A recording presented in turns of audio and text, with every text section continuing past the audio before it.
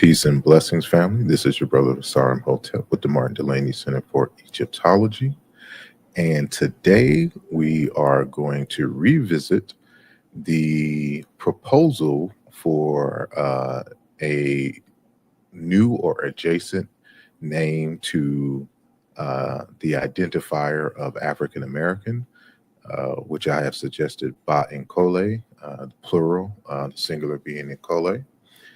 And this was originally done in 2024 for our good brother Shakara and his channel.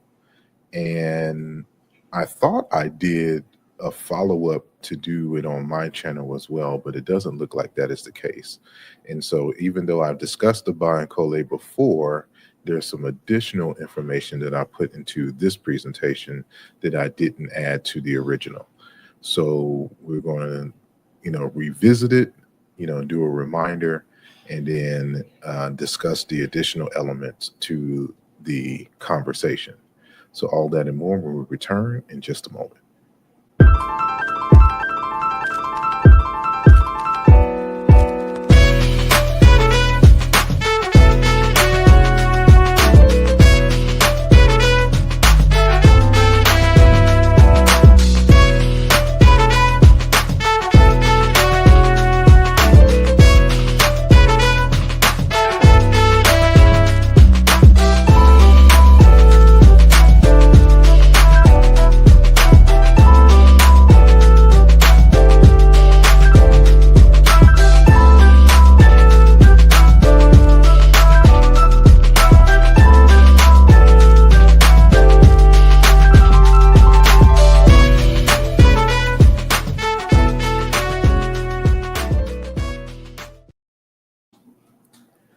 And we are back and just want to welcome each and every one of you. I know it's been a while, but of course, if you haven't seen me, that's because I'm handling some business. So I do appreciate y'all sticking around. And for those of you who are new to the channel, make sure that you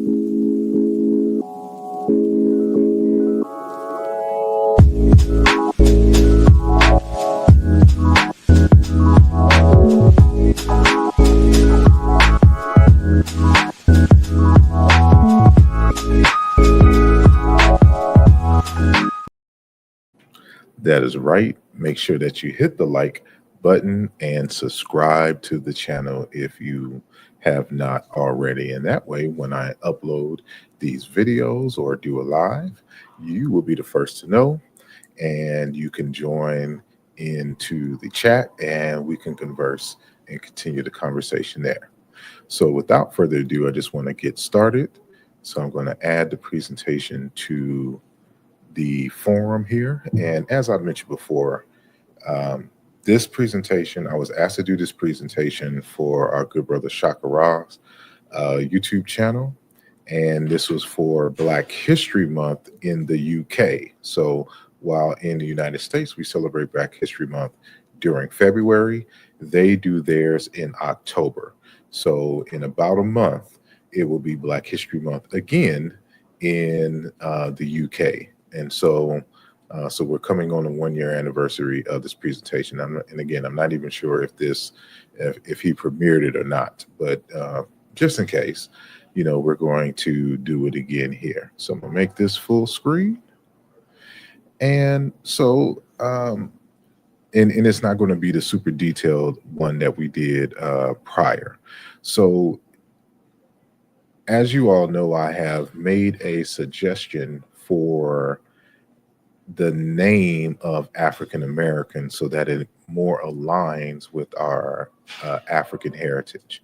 And this is very important, especially in this day and age where there are so many people trying to deny their African heritage, and they have succumbed to the pressures of Eurocentrism, of the biblical traditions or Islamic traditions, all the traditions that are anti-African in scope, have consumed many of our folks. And so we're having battles in every arena. And so this is on top of the rising anti-intellectualism that is occurring in this country. So, without going into all the details of that, I just want to, kind of move forward here. So, first and foremost, who are the African Americans? And if you are unfamiliar with, how African Americans came to be, of course, we are the descendants of Africans who were kidnapped from Africa and brought here to the United States. And, the first landing that we know of is in 1619. And it did not stop in terms of the bringing of Africans in the United States until the mid or late 1800s. Even after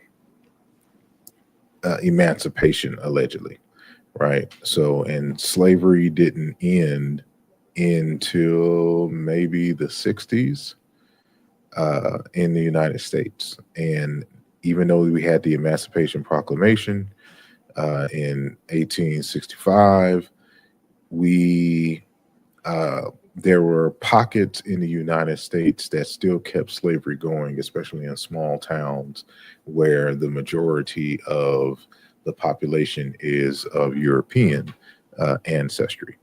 And so the African American is an amalgam of various different ethnic groups from population centers that we now know as Senegal, Gambia, Guinea-Bissau, Sierra Leone, Liberia, Ivory Coast, Burkina Faso, Benin, Togo, Nigeria, Ghana, Cameroon, Equatorial Guinea, Gabon, the Congo, Angola, and even from southeast Africa in places like Mozambique and Madagascar. As a matter of fact, when doing my genealogy, my genetic genealogy on my mother's side, her ancestry traces all the way on the right hand side from Mozambique, right? So she's probably of ancestry of a cultural group called the Makwa.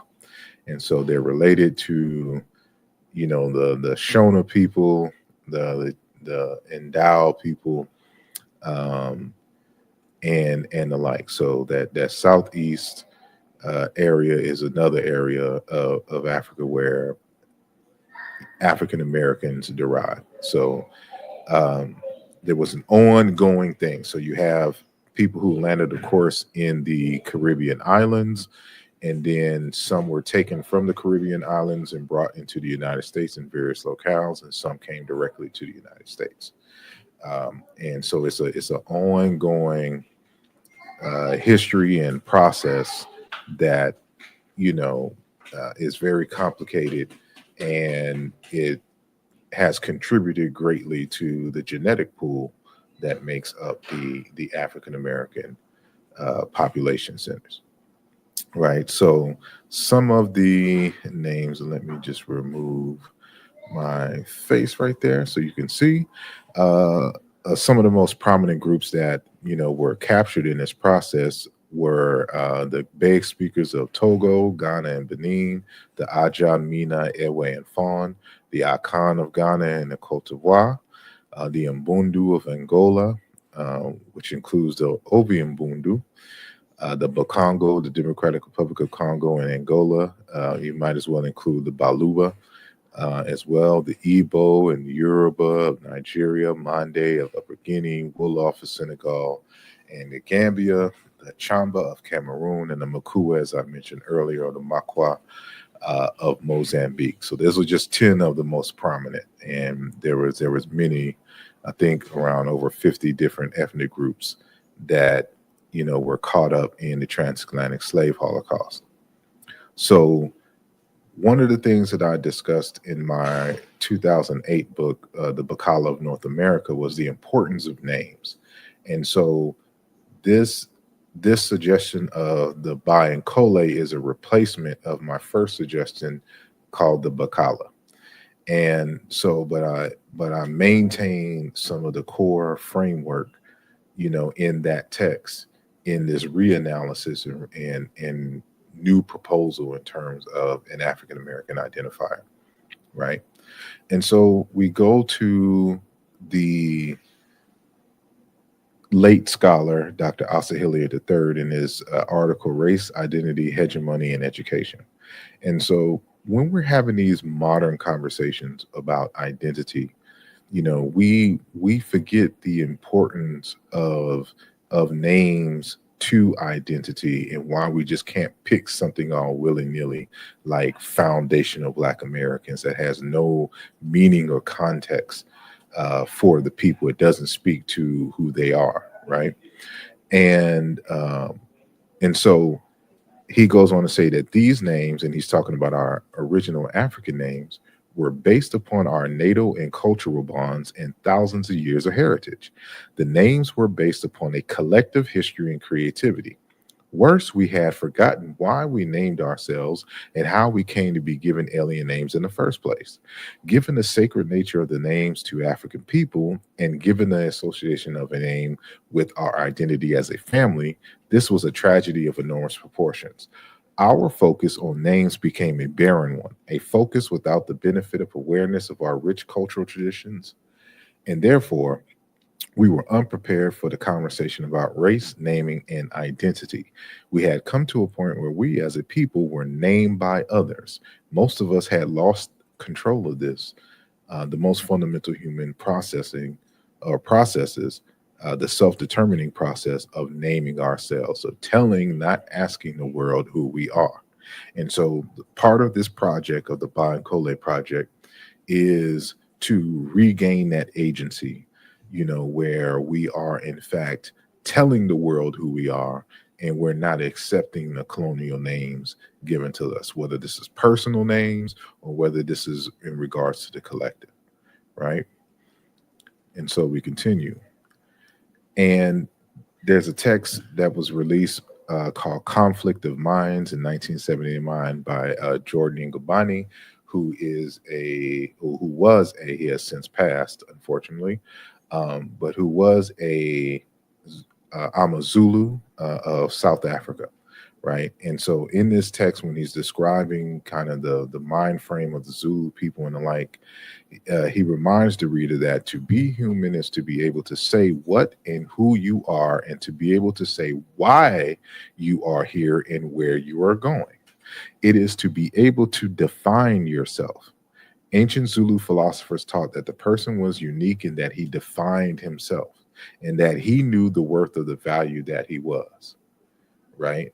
And so, again, this not only applies on an individual level, on a personal level, but it also corresponds to the collective, right? So when we get together, how do we envision ourselves? What is that word or phrase used to identify, who we are, that speaks to the soul of the people, right? So this naming oneself is part of being human. So when others name you, it dehumanizes you, because pets are named. Other species of life like plants and animals and geographical spaces are named by others, but the human names himself. The collective names their selves, right? So naming yourself is a fundamental human characteristic, and it is a display of one's human agency and power. And so Dr. Hilliard continues. He says, however, there simply was so very much more to who we were than our pigment. So he's talking about this notion that, we are just Black folks, right? When we were in Africa, we did not name ourselves Black people. This is what others named us, not wanting to recognize our native names, right? So, however, there simply was so very much more to who we were than our pigment. So how did we come to become preoccupied with what rather than who we were? With our political and economic struggle rather than with our essence and our destiny? How did we become individuals rather than family? How did we become a temporal rather than an eternal people, a local rather than a cosmic people? Africans had seen it this way. And this is the fundamental flaw of the whole ADOS movement or whatnot. They're trying to, the whole ADOS and FBA, they're trying to make an identity off of a political and economic struggle, right? They don't have eternity in their sights. They don't relate to the cosmos and things that are divine and powerful. You know, they're only reminding the world of their lack of power. That's all FBA means. A foundational Black American is someone who lacks power, who lacks agency. You know, and ADOS, right? An American descendant of slavery. What kind of nonsense is that? So you're going to identify now as rooted in slavery, right? That's not how African people identified themselves. And we'll give an example in just a moment, right?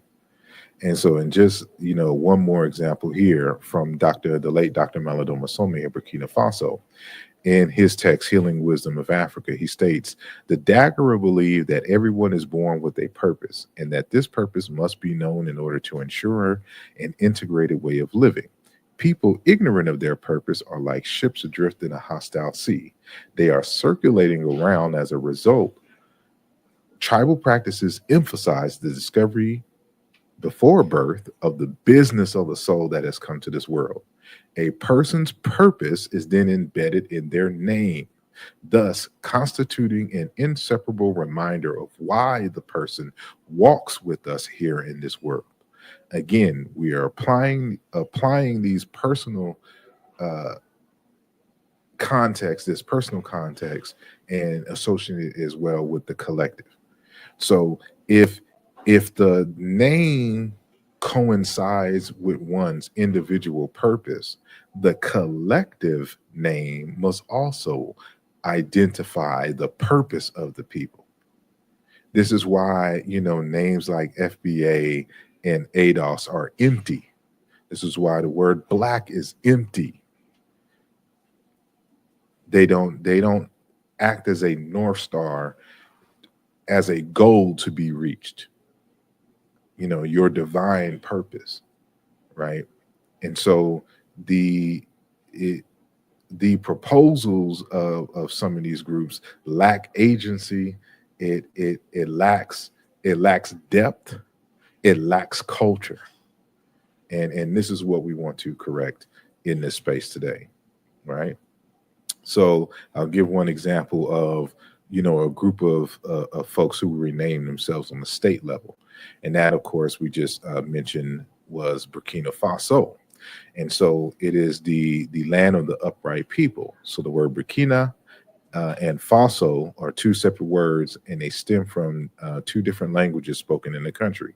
Burkina comes from the Maori language, and it means upright, showing how the people are proud of their integrity, while Faso comes from the Giola language, and it means fatherland, literally father's house.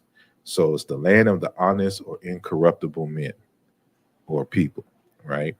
So when they had the opportunity to rename themselves in terms of the collective, they identified with having integrity, of being upright, ma'atic people, right? Establishing themselves as pillars, in their geographical space, whom the world can lean on and not fall. That's what it means to be upright, to be stable, to be established, to be unwavering in one's integrity. So this is how you name yourself. You don't identify with being a slave. That's not how African people do. And with all this talk about African Americans, you think they would be more creative and more profound than this, but this doesn't seem to be the case in these internet streets, right? So we'll continue. And so this is one of the reasons why, I went through the process of also suggesting the name Bukanda for, the whole continent of Africa. That's going to be a whole different discussion. And so, I'm just not limiting to our renaming here in the United States. And so we have a whole identity issue. And again, your identity, the name for which you choose for yourself, describes your purpose. It's like your objective statement in an article, right? Or a dissertation. So the African American name and iconography. So the name, of course, that I presented is our, if we don't identify it, if we still use African American, then I would suggest this as our praise name, right? And so our praise name in totem is Inkole. And the totem is the sun, which we call in Tangu, which is a Kikongo word for the sun. And it is Aten in the ancient Egyptian language, and a dialectical variant of that we colloquially pronounce as Ra. But I won't get into the linguistics of all of that. That's takes us beyond the scope. But this word here in Kole means, it comes from the root Kole or Kola, which means strength, power, established, etc. And so the in is the prefix of agent. And so an Inkole or Inkola is an eminent or powerful person. And then the ba is just a prefix, the plural human prefix. So the BaNkole is the eminent and powerful people, right? And so we'll get into, what this means in the grander scheme of things, and the inspiration behind the totem of the sun. And so what we're saying is that we're children of the sun, and this is something that we've been saying for the longest here in the United States, right? And so the word Inkole is an older form of what became Netcher in the ancient Egyptian. So the Netcher form can be found in many African languages, as, for example, in Coptic is Nute, but in the Sango language is Toro, in Zande is Toro, in the Tree language is Ntoro, the spirit of the patrilineage. In the Ewe language is Troro, which is a guardian spirit, and in Wolof it's Tour, right? Protector God. And so, here is the linguistic proof. So that word Kole can be pronounced as Kale as well, or Kala. And it means strong, well, vigorous, arduous, firm. It's steady, stable, solid, hard, immovable, fixed, steadfast, powerful, robust, tough as meat. Ikala, to be, to stay, to remain, etc., is a variant of that particular root, the KL root. And so, it not only aligns with the name Burkina Faso in terms of being upright and firm and robust. That's what the solid, hard, and movable, meaning to not only in a physical sense of being, well planted, but in a derived form when it talks about human character, being upright, having good character, one who is solid, one who is established in truth, right?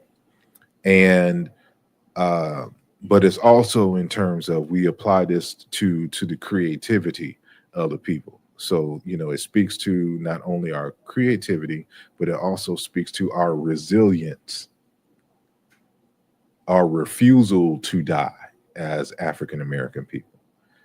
And so when we get into the details of what slavery, what we've endured in slavery and during Jim Crow, and even to this date, our resiliency is a key characteristic that defines African American people. And all of that is summed up in the phrase Nkole, right? And so we see the regular sound meaning correspondences. So if you look into the fourth row here, Bukole, the Bu is an abstract prefix. Just dealing. So you translate the kole to be strong, etc., as strength, energy, to express. So this is where we get the creativity from.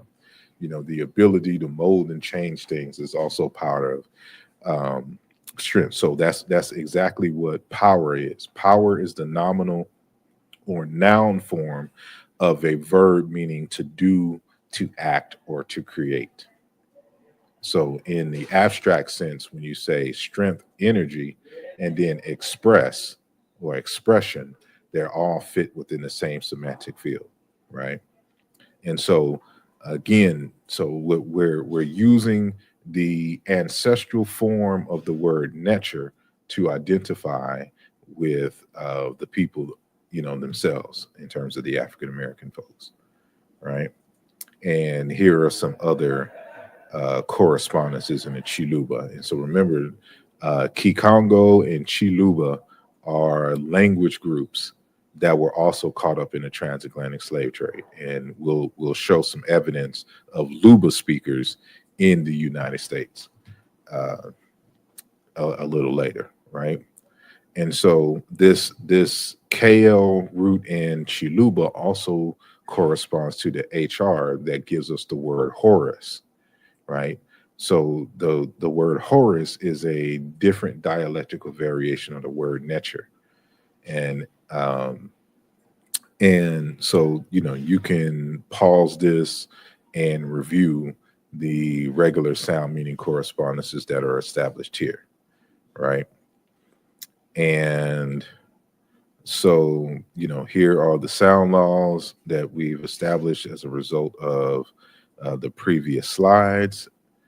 And so here are some variations here. So again, Nkola means imminent or powerful man, and it's the same word that we use for God in the Congo, and that's exactly what a nature is a god or divine being. And then we also have the BaNkole, or the spirits, the ghosts, the ancestors, or whatnot. And so it comes from that root called, meaning to become strong, and also to work, right?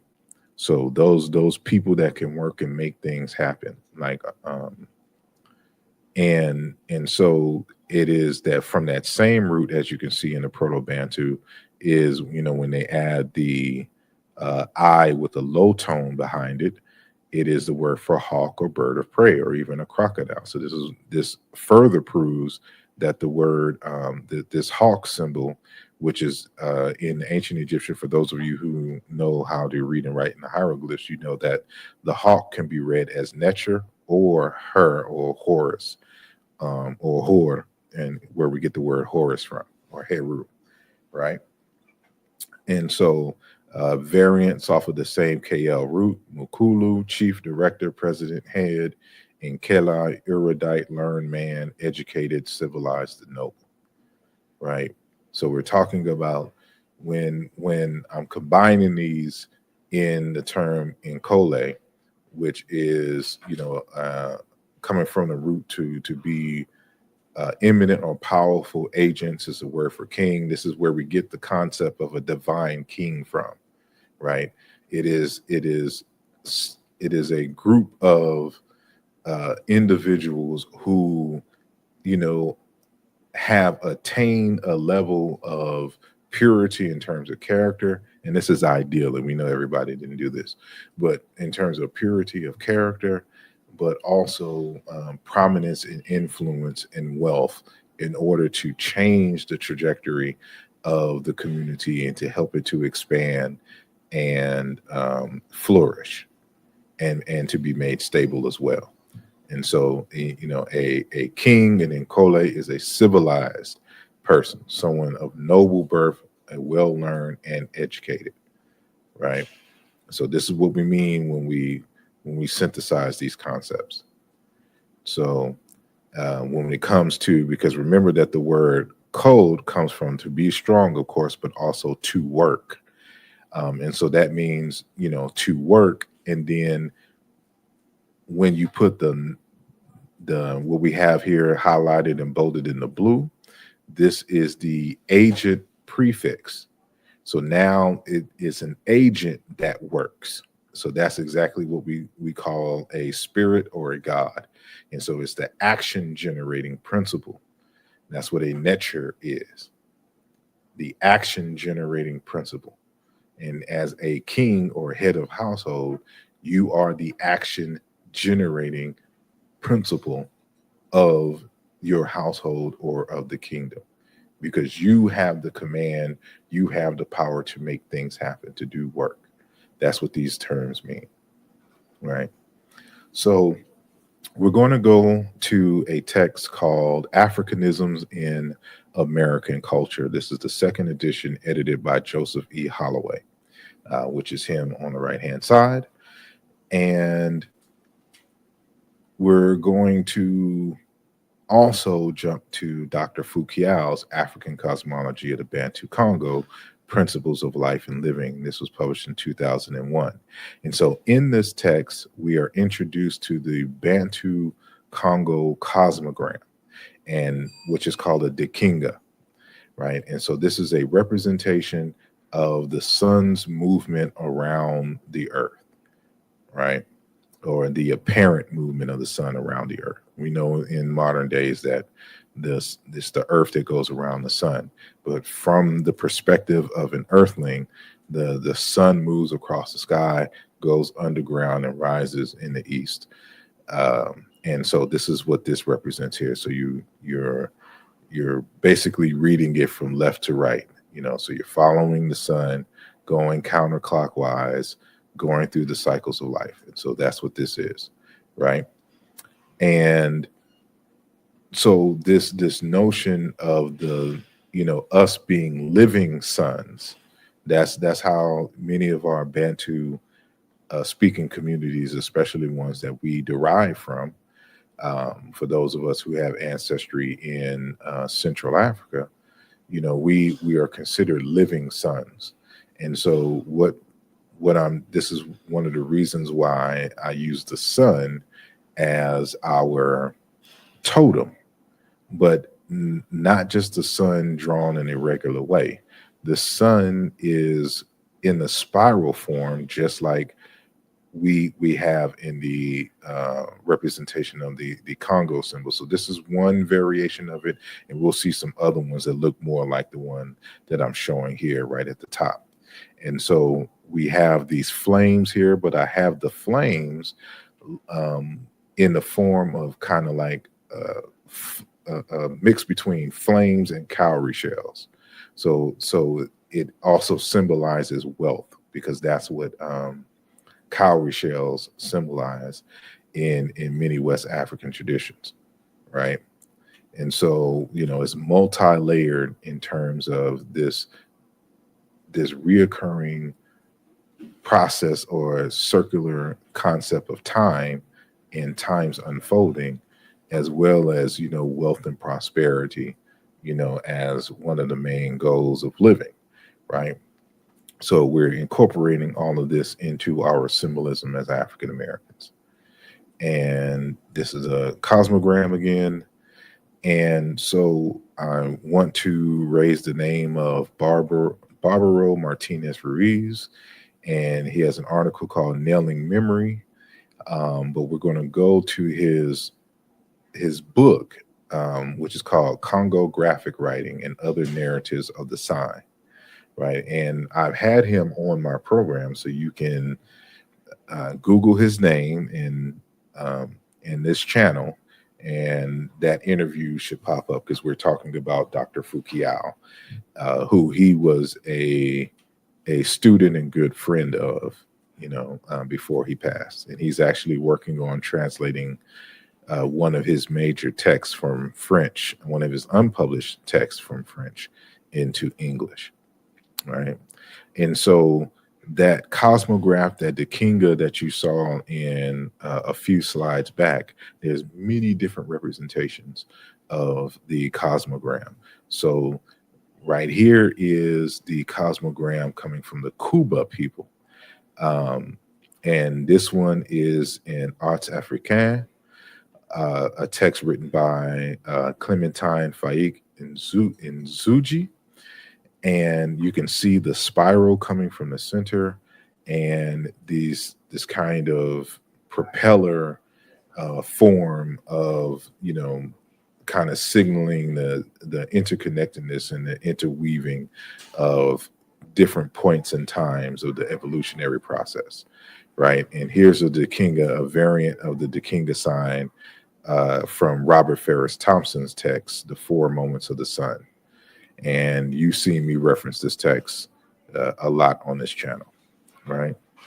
And so on page 80 of Dr. Martinez Ruiz's text, he states the example of Dakinga in figure 54.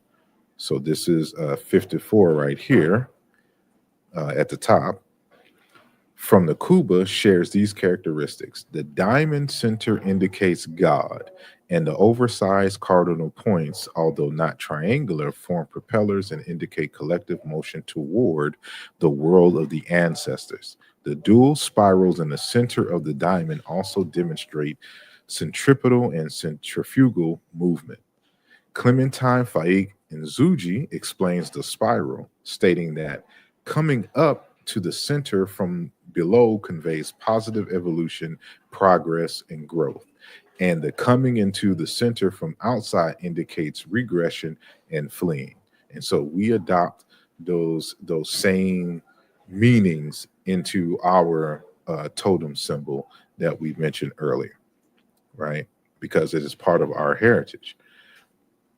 And Dr. Fukiao, in his African Cosmology of the Bantu Congo, when he's describing the Dakinga, states, therefore, the V, and that's that V shape that you see right here, which is kind of representing a particular context and movement of the sun. So these little circles are various positions of the sun, which also represents the human being going through the cycle of life.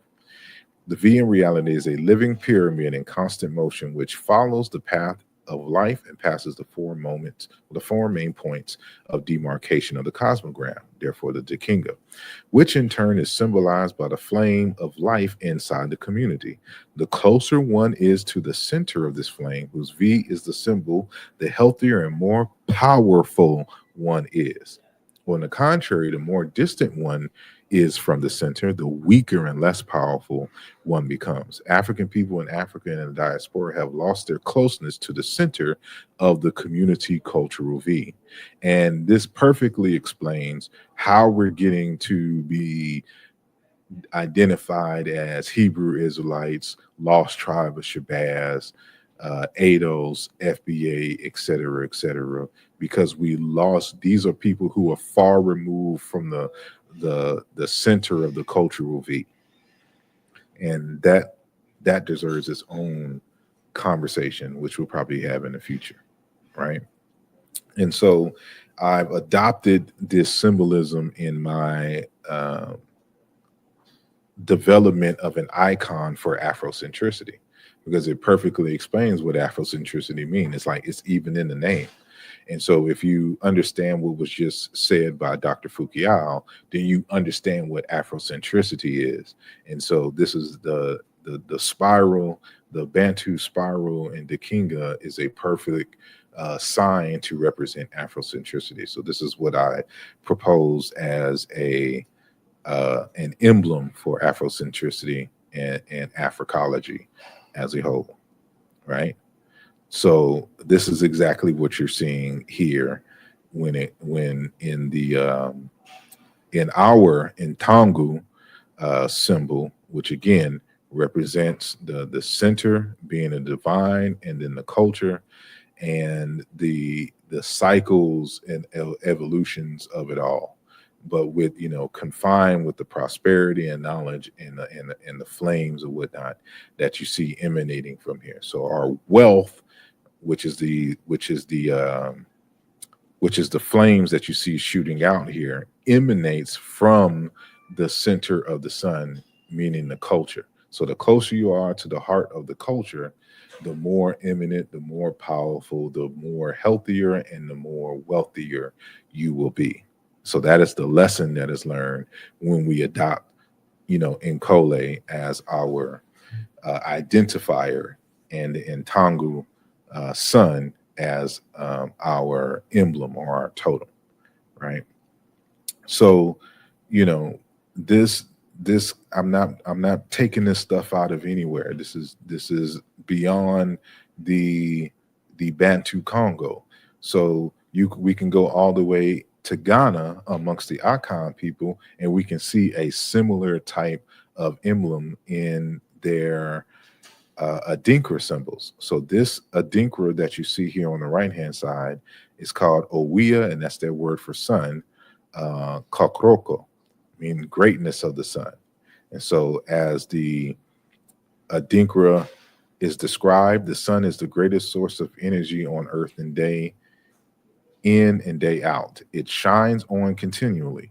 This symbol encourages people to draw strength and vigor from the vitality of the sun, starting every new day with their sparkle renewed, right? So we adopt this as well. And even though their spiral is spinning in the opposite direction of our totem, it still has the same fundamental meaning. So when I was looking at designing a totem for African Americans, I drew on the traditions of our ancestors, and just to show that this is not, and this is part of our heritage, right? And so we mentioned the name Dr. Clementine Faik Nzuji, and this is her on the left hand side. It's a screenshot from a video where a host is interviewing her. The video is in French. They're speaking in French. And so, if you find it, uh, hopefully they have if you don't speak French, hopefully they have the translations or the ability to have the closed captions in English, on the YouTube channel. So it's been a while since I went and visited that video, so I can't recall off the top of my head if that is the case. But what I want to bring to your attention is this symbol that you see behind her. So remember, she wrote a text on the iconography of Congo symbols, right? And so this is one of the symbols that she mentions in her text, and they have it in the kind of the computer screen, big television background of her, right? So I was able to capture that symbol and to show you here. So you can see this is a different variation of the Dakinga. So you have the cross in the center, and then the spiral, going into the counterclockwise direction, right? So let's go back to our the text that we mentioned, Africanisms in American Culture. And on page 288, there's an author by the name of Harry Stilwell Edwards. And he wrote in the 19th century an account of an African-born slave on a plantation in the United States. So so now what is going to be discussed is the word of Harry Stilwell Edwards, right? Who wrote about what he saw when he was on the plantation in the 1800s, right? So he says, the things in connection with mine that puzzled me were his superstitions. He's talking about the African who was enslaved there. Doubtless, they were taught him by his mother, and the first intimation of them I had was when he caught a gopher, a burrowing tapir, or terrapin, I should say, and with a bit of wire ground to an exceedingly fine point, cut on its shell a number of curious signs or hieroglyphics, different from anything I had ever seen, except that there was a pretty fair representation of the sun, right? He then took this gopher back to his burrow, making gestures indicating that the gopher was going far down into the earth. He did something of this kind for every gopher he caught. One day he succeeded in snaring a greenhead duck, and upon its broad bill he carved some hieroglyphics. This done, he tossed the bird high in the air and laughed as it sped away. As the years went by, I saw him treat many birds after the same fashion. It was if there was room for only one or two figures, he would put them on and let the bird go. Right. So what he's describing is the enslaved African putting these various hieroglyph or symbols on these various animals. And so what he's doing is that he's sending messages to the ancestors. So the animals that go into the ground or the animals that fly up into the sky, right? Those are he's sending these hieroglyphs. And one of the prominent features was the sun, right? In the form of these the kingas and the like, right? And so we're going to go to a different text called Mojo Working, the old African American hoodoo system, a bold new reconsideration of hoodoo belief and practice by Katrina Hazard Donald, right? So in this text, Hazard Donald mentions an 1892 documentation of another enslaved, or not enslaved, but an African who still had, memory of African culture and the like, who did something similar to what the previous author discussed from another plantation in another area of the United States. So, Ruby Andrews Moore in 1892, Superstitions from Georgia, Journal of American Folklore, right? So this is where the article in the Testament is painted. So from that documentation, it says one Negro woman suffered pain in her side, which she firmly believed to be the work of a witch.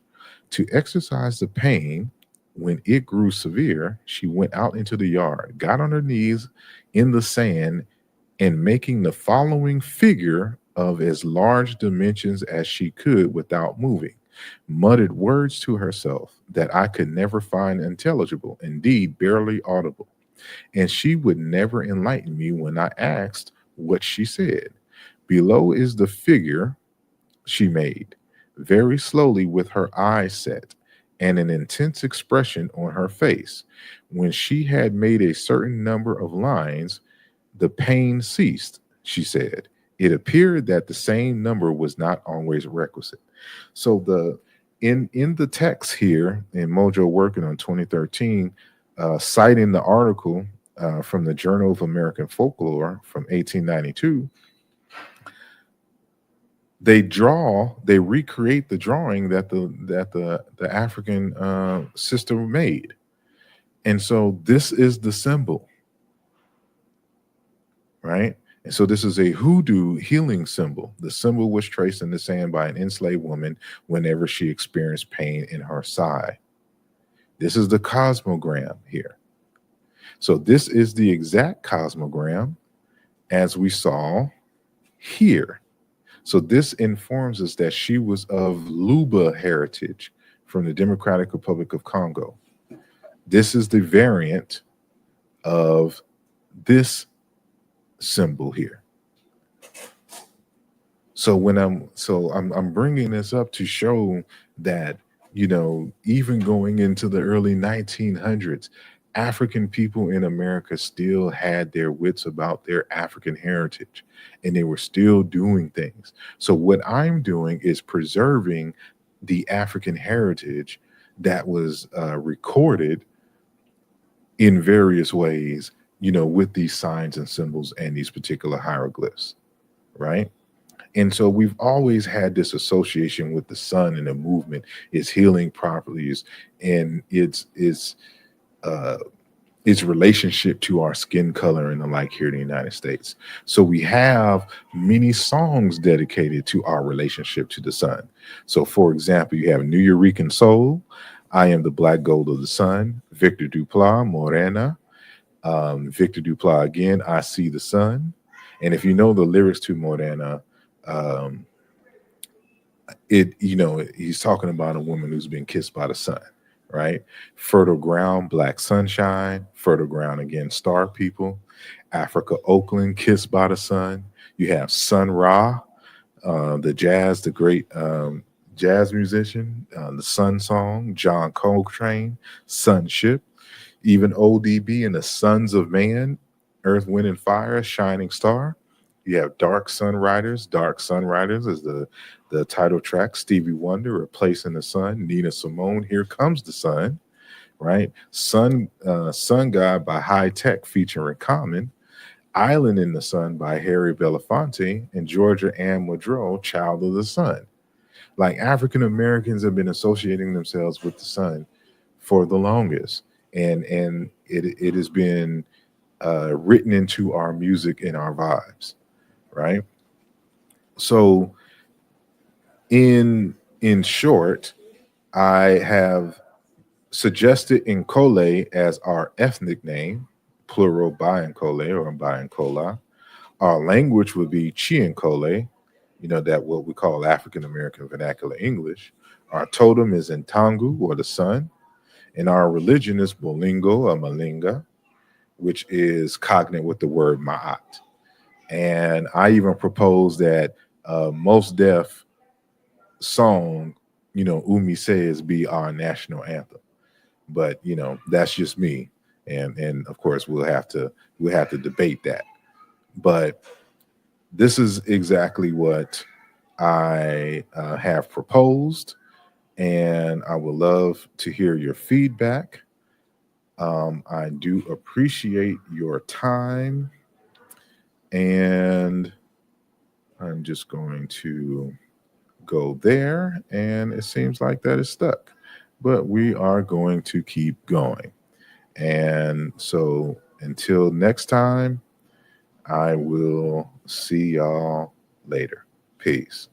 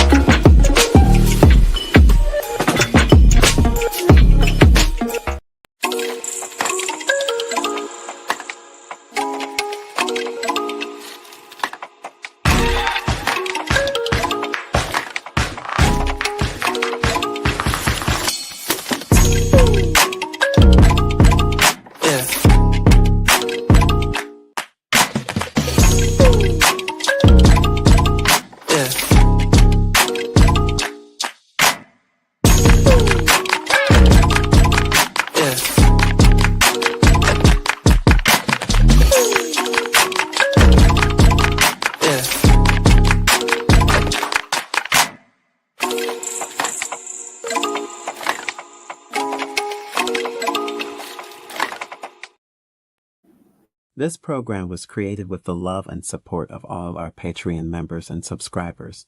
If you are not a member yet and would like to see more content like this, consider becoming a member today. The link is in the description of this video. Your support is greatly appreciated.